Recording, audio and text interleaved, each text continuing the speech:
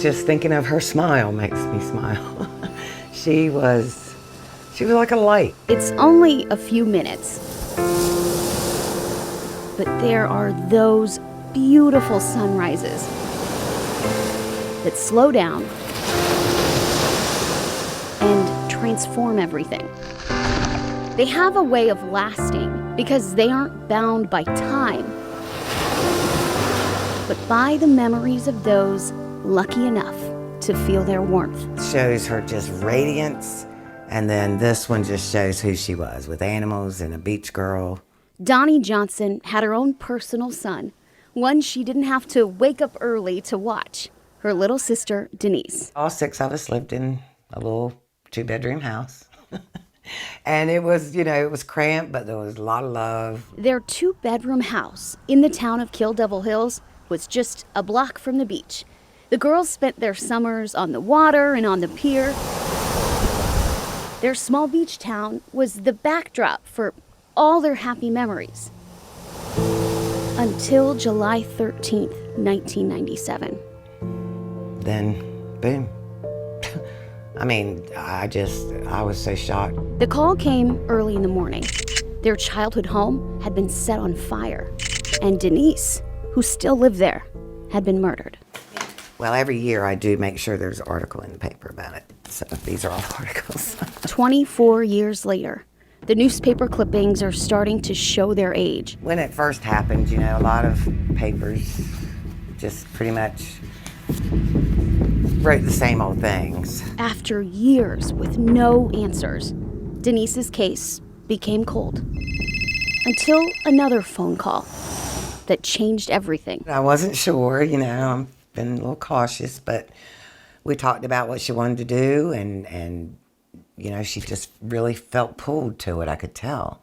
Hey, Counterclock listeners. Thank you so much for listening to Season 1, The Case of Denise Johnson. Delia D'Ambra started her career as a television journalist, but now she's one of the top true crime podcasters in the country. I had a lot of relatability to her as a person. She comes from all sisters. I come from all sisters. So there was this sort of kindredness that I found in her life story that I felt a wider audience would genuinely appreciate. Home for Delia is the Outer Banks, and she didn't have to look too far to find her first story for her first podcast. When I called you the first time 2 years ago, I felt like this case was just ice cold. The unsolved murder of Denise Johnson. That kind of moment of realization of, do police know this? Like, what is going on here? And that really comes through very genuine in the final story, because that's exactly how it happened to me. Delia spent 2 years working on her podcast about Denise's story, meeting Glenn Rainey along the way. One of the guys asked me, and it's been a long time ago. I said, I don't think I've forgotten anything that's occurred that day. Though he's the chief at the Collington Volunteer Fire Department now, back in 1997, he was the firefighter who pulled Denise from her home. When I pulled her outside and was going to try to do CPR, it was quickly obvious that's not going to happen. Delia's questions became the questions of tens of millions, worlds away from the Outer Banks. I specifically asked Glenn Rainey about this.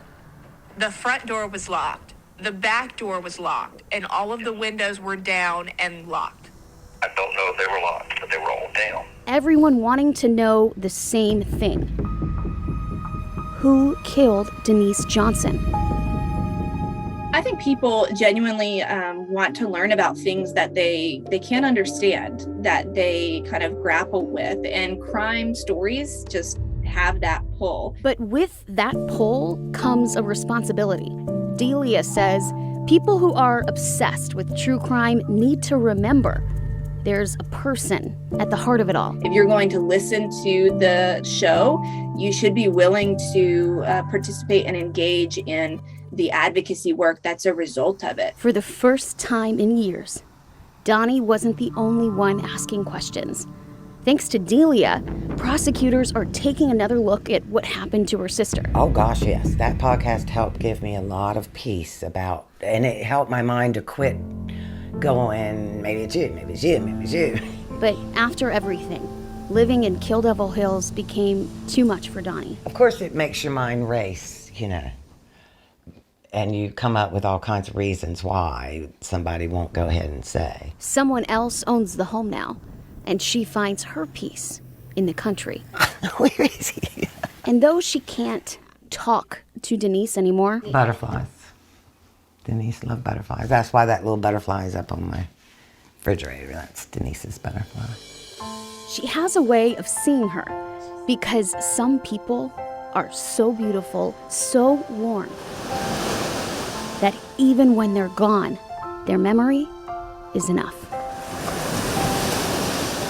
With photojournalist Jenna Kurtz, Maureen Wirtz, Fox 46.